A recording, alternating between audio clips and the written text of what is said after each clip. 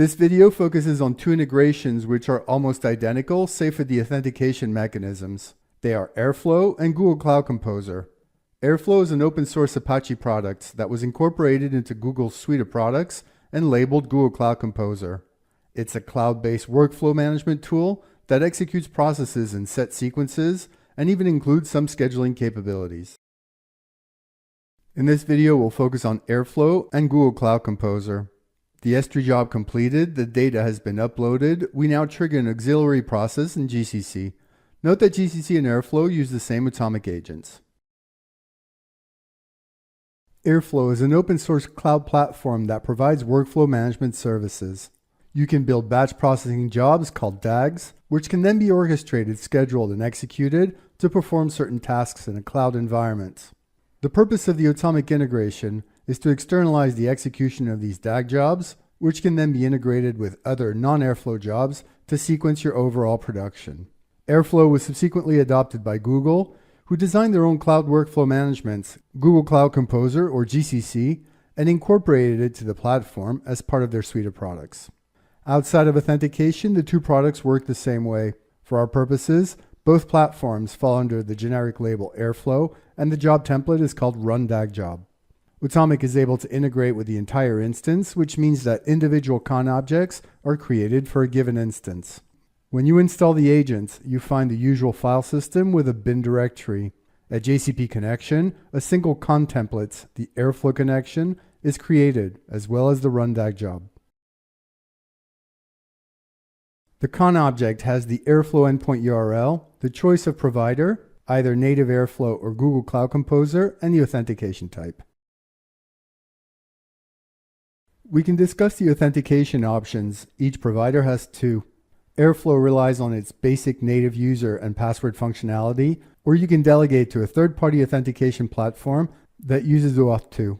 The Google Cloud Platform uses the service account key and workload identity. An Airflow DAG job has one specific page, which is the Run DAG Job page. It has a connection drop-down menu. We also have a DAG ID field. This is the ID of the DAG object as it exists in a cloud application. DAG jobs are defined in Airflow or GCC, and they're always Python code based.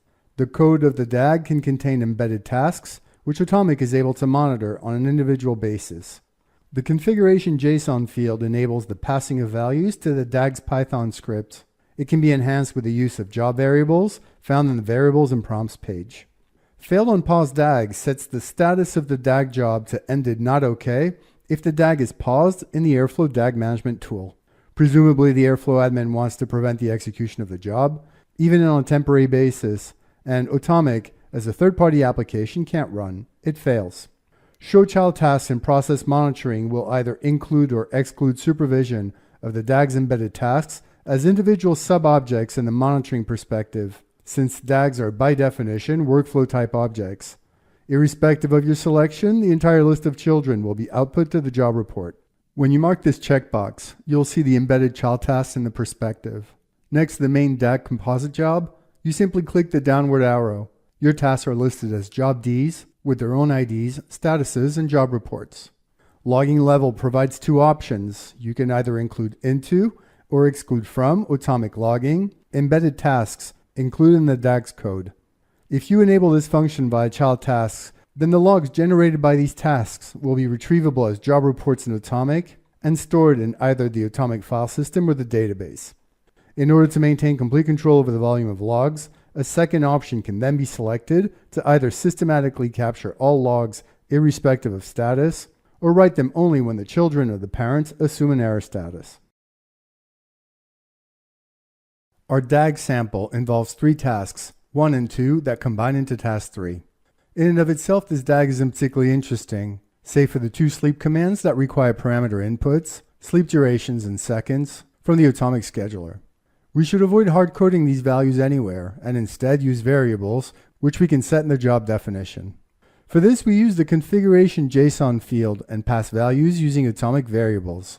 These variables could be used in conjunction with forms and set on the fly at runtime via prompts.